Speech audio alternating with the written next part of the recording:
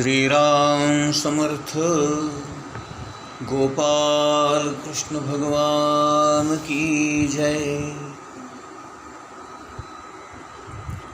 ही जी भक्ती अर्जुनाची आणि श्रीकृष्णाची आहे याला सख्य भक्ती असं म्हणतात।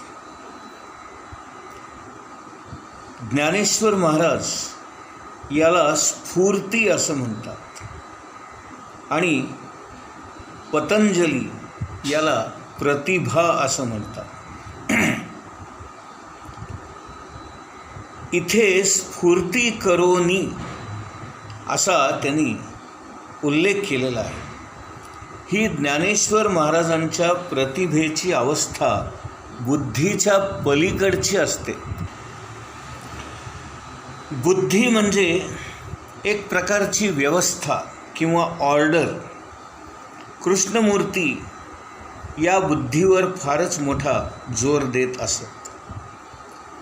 प्रतिभेचं ज्ञान पुष्कळ वेळा बुद्धीला न आवडणारं किंवा न पसंत पडणारं असतं, परंतु जिथे आपल्याला या व्यवस्थेच्या पलीकडे जायचं असतं, भगवंताची व्यवस्था, सद्वस्तूची व्यवस्था, त्यापर्यंत जेव्हा आपल्याला पोचायचं असतं तेव्हा आपल्या बुद्धीला जसं पाहिजे तसं होणार नसतं। गुरुत्वामध्ये किंवा गुरुत्वपणामध्ये या सगळ्या गोष्टी असतात। तोच गुरु, तेच गुरु तत्व व्यवहारी नाही म्हणून अर्जुनाची ती भूमिका बरोबर नाही हे दाखवण्याकरता ज्ञानेश्वर महाराज ओव्या लिहित आहेत। यामध्ये भक्ती रस आहे। आपल्याला नवरस माहिती आहेत, पण भक्ती रस जो आहे तो जणू काही एखादा 10वा रसच आहे असं ज्ञानेश्वर महाराज मानतात। माणसाच्या मनामध्ये काही अंग असतात, काही शक्ती असतात। त्यापैकी भावना नावाची एक विलक्षण शक्ती असते। या भावनेतूनच श्रद्धा निर्माण होते। विश्वास हा डळमळीत असतो, कारण विश्वासामध्ये थोडाफार संशय येऊ शकतो, पण विश्वास जेव्हा दृढ होतो तेव्हा तिचा श्रद्धेमध्ये रूपांतर होतं आणि श्रद्धा म्हटली की संशयाला जागाच नाही। आणि म्हणून ज्ञानेश्वर महाराज म्हणतात, श्रद्धावान होणं ही फार मोठी आवश्यक गोष्ट आहे। आणि भगवानसुद्धा गीतेमध्ये म्हणतात, श्रद्धावान लभते ज्ञानम। इथे दुसरी बाजूच नाही। The opposite of faith is doubt, म्हणजे श्रद्धा आणि याच्या उलट अर्थाचा शब्द म्हणजे संशय। संशय आला की आपला विश्वास डळमळीत होतो, श्रद्धा नाहीशी होते। परंतु श्रद्धेमध्ये विरोधी बाजूच नाही। विश्वासाच्या विरुद्ध शब्द संशय, परंतु श्रद्धेला विरोधी शब्दच नाही। अमुक अमुक असणं हीच श्रद्धा। आता आपण जे नामस्मरण करतो ते अत्यंत विश्वासानं करतो, श्रद्धेने करत नाही, आणि म्हणूनच सगळा घोटाळा होतो। ज्याला श्रद्धेने हे पटलं की नामाव्यतिरिक्त अन्य काहीही नाही, त्याचं काम झालंच म्हणून समजा। परंतु आपण नाम सोडून बाकीच्याच गोष्टी करत बसतो। अर्जुनाचा एक सुंदर प्रश्न आहे। श्रीकृष्णाने अर्जुनाला सांख्ययोग सांगितला, कर्मयोग सांगितला आणि म्हणाले, तुमचं सर्वोच्च मूल्य काय आहे? Supreme value of your life. आपल्या जीवनामध्ये सर्वोच्च मूल्य कशाला आहे? तर समाधान मिळवणे याला आहे। एकदा का माणसाला समाधान प्राप्त झालं की त्याच्या पलीकडे काहीच नाही आणि समाधानाच्या पलीकडे जाताच येत नाही, असं ते आहे। हे मूल्य तुम्हाला 2 मार्गातून मिळू शकतं। एक मार्ग असा की पक्षी जसा एकदम उडून जातो आणि फांदीवरच्या फळाला झोंबू लागतो, त्याप्रमाणे पक्षाच्या प्रमाणे उडत जाण्याचा हा विहंगम मार्ग असं म्हटलं जातं. देखे उत्प्लवना सरिसा, पक्षी फळासी झोंबे जैसा. असा हा अत्यंत विवेकी माणूस आहे.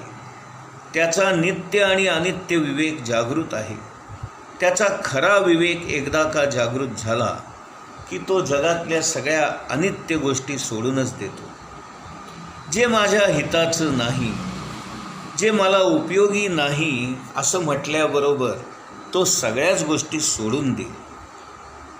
अशी विवेकाने वागणारी किती मंडळी आपल्याला दिसतात, नाही का? इथे एक फार सुंदर वाक्य आहे. कृष्णमूर्ती म्हणतात, I know the right thing but I always follow the wrong thing. मला योग्य काय आहे हे कळतंय, बरोबर काय आहे हे कळतंय, पण मी दरवेळेला चुकीचंच समर्थन करतो, चुकीच्याच बाजूने जातो. अशी आपली सर्वांची अवस्था आहे. हीच खरी अडचण आहे. आपण जे जाणतो ते तर्काने जाणतो, श्रद्धेने जाणत नाही. आपण बुद्धीने ऐकतो, श्रद्धेने ऐकत नाही. अर्जुनाची तीच भूमिका होती, म्हणून त्याने सखा असून देखील भगवंताशी वाद घातला. आता ही सख्य भक्ती म्हणजे काय? ही जी भावना आहे ती माणसाला मनामध्ये विरघळून जायला भाग पाडते. एकदा का ही सख्य वृत्ती मनामध्ये आली, ही भावना पेटली की लाख ज्याप्रमाणे उष्णतेमुळे विरघळते तसं त्या भक्ताचं मन विरघळून जातं. एखाद्या बाईला पुष्कळ वर्षांनी एखादं मूल व्हावं आणि ते जर आजारी पडलं तर त्या बाईची मनाची जी अवस्था होते तिला भावना असं म्हटलेलं आहे. अशा भावनेमुळे अंतःकरण मृदू होतं. म्हणून सांगतो, भावना एकदा का मनाला चिकटली की सुटणं फार कठीण जातं. जी भावना पुन्हा पुन्हा निर्माण होते, चिंतन होते आणि त्या भावनेचं महत्त्व पटतं आणि ती आपल्याला एकदा का चिकटली की ती भावना सोडणं हे अतिशय कठीण आहे. आपली भावना प्रपंचाला जशी चिकटली आहे तशी ती आपल्या साधनाला चिकटत नाही.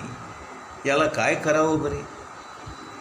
आणि या भावनेलाच आसक्ती असं देखील म्हणतात.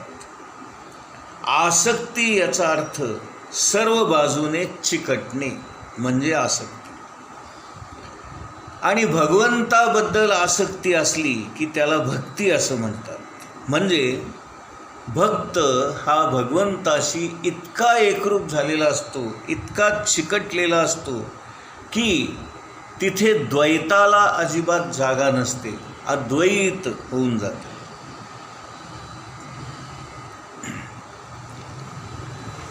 भगवंताची आसक्ती लागणं हे फार भाग्याचं काम आहे. असा भक्त हा कधीच विभक्त होत नाही आणि म्हणून तो भगवंतापासून क्षणभरही दूर राहू शकत नाही. तो सर्व बाजूने भगवंताला चिकटून असतो. भावना भगवंताला चिकटायला वेळ लागतो खरा, पण एकदा का जर ती चिकटली तर मात्र तिथून बाजूला होऊ शकत नाही. भावनेला दृश्य असलं तर ती लवकर चिकटते. म्हणून सज्जनांच्या, संतांच्या संगतीशिवाय आपल्या भावना भगवंताला लवकर चिकटू शकत नाहीत. एखाद्या वस्तूपासून सुख मिळेल अशी कल्पना आपण करतो आणि त्या कल्पनेमुळं आपलं मन तात्पुरतं विरघळतं आणि ते त्या बाजूला जातं. पण होतं काय की त्या वस्तूचं सुख देण्याचं सामर्थ्य संपलं की आपला त्यातला रस नाहीसा होतो. त्या वस्तूतून तात्पुरतं सुख मिळतं, त्यामुळं आपल्याला तात्पुरता आनंद होतो. आनंद संपला की समाधानही नाहीसं होतं. मग आपल्याला दुसरी वस्तू हवीशी वाटते. महाराज नेहमी एक उदाहरण देत असत. लहानपणी आईच्या पदरात जे सुख असतं ते जरा मोठं बाळ झालं की त्याला खेळण्यामध्ये सुख वाटतं. वयात आला की त्याला पुरुषाला स्त्रीमध्ये आणि स्त्रीला पुरुषामध्ये सुख वाटतं. नंतर लग्न वगैरे झालं की मुलाबाळांमध्ये सुख वाटतं. आणि म्हातारपणी सुख असतं की नाही कुणास ठाऊक. हे जे काही सुख आहे हे तात्पुरतं असतं. या सुखाने आपल्याला तात्पुरतं समाधान मिळतं, पण कायमचं मिळत नाही. आणि म्हणून जर या भावना आपण भगवंताला चिकटवल्या आणि भगवंताशी चिकटून राहिलो तर त्यातून जे काही सुख निर्माण होईल त्यालाच भक्ती रस म्हणतात. हा जो काही भावनेचा संबंध आहे याचे प्रकार किती, तर याचे साधारणपणे 4-5 प्रकार पडतात. यात मुख्य भाग कुठला असेल तर तो दास्य भक्तीचा आहे. माणसामध्ये 2 सहज प्रवृत्ती असतात. एक मालकी हक्क गाजवणे आणि दुसरं कुणाचं तरी दास होणे. अगदी राजा जरी झाला तरी तो ज्या बाईच्या नादी लागलेला असतो तिचा तो दासच असतो.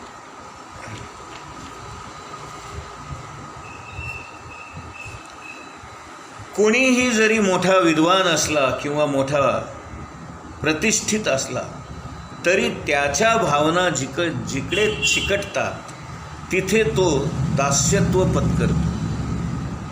दास नाही असा जगामध्ये कोणी मनुष्यच नाही. आणि म्हणून संत म्हणतात की जर आपल्याला एवी तेवी कुणाचं तरी दास व्हायचंच आहे तर मग अशा लोकांचा दास व्हावं की जो मालकाचा मालक आहे. आणि म्हणून ज्ञानेश्वर महाराज मालकांच्या मालकाला म्हणजेच भगवंताला म्हणजेच परमेश्वराला आपला मालक मानतात. आणि दास्यत्व करायचं असेल तर त्याचंच करावं किंवा आपल्या गुरूंना आपण मालक मानावं आणि आपल्या गुरूंचं आपण दास्यत्व पत्करावं. ज्ञानेश्वर महाराज स्वतःला नेहमी निवृत्ती दासू असं म्हणवून घेतात. आणि मग शेवटी ते म्हणतात, म्हणे निवृत्ती दासू अवधारी जोजी. त्यांनी आयुष्यभर आपल्या गुरूंचं म्हणजेच निवृत्तीनाथांचं दास्यत्व पत्करले. दुसरा मार्ग जर असेल तर तो सख्य भक्तीचा आहे. सख्य करणं म्हणजे मैत्री करणं. मैत्री याचा अर्थ फ्रेंडशिप नव्हे तर मैत्री म्हणजे कंपॅनियनशिप. कंपॅनियनशिप म्हणजे काय की याच्यामध्ये बरोबरीचं नातं असतं. तिसरं काही असेल तर वात्सल्य भाव. आणि चौथा आहे मधुर भाव.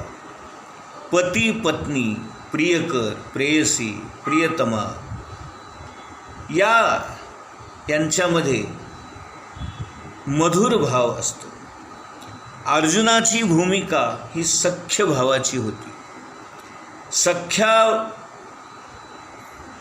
म्हणजे सख्यत्वाच्या भावाचं मर्म असं असतं की यामध्ये वयाची बरोबरी असते, स्वभावाची बरोबरी असते, आवडीनिवडीची बरोबरी असते आणि ध्येयाची सुद्धा बरोबरी असते. या संबंधामध्ये इतका मोकळेपणा असतो की एकमेकांना ते काहीही बोलू शकतात. विनोद असो, चेष्टा मस्करी असो, रागावणं असो, भांडण असो. आम्हाला अडचण आल्यावर आम्ही तुला विचारायला यावं आणि तू अशी लबाडी करावी हे तुला शोभतं का, असं अर्जुनच म्हणू शकतो. कारण तो भगवंताचा सखा आहे, मित्र आहे. दास्यत्वामध्ये दास्यत्व महत्त्वाचं असतं.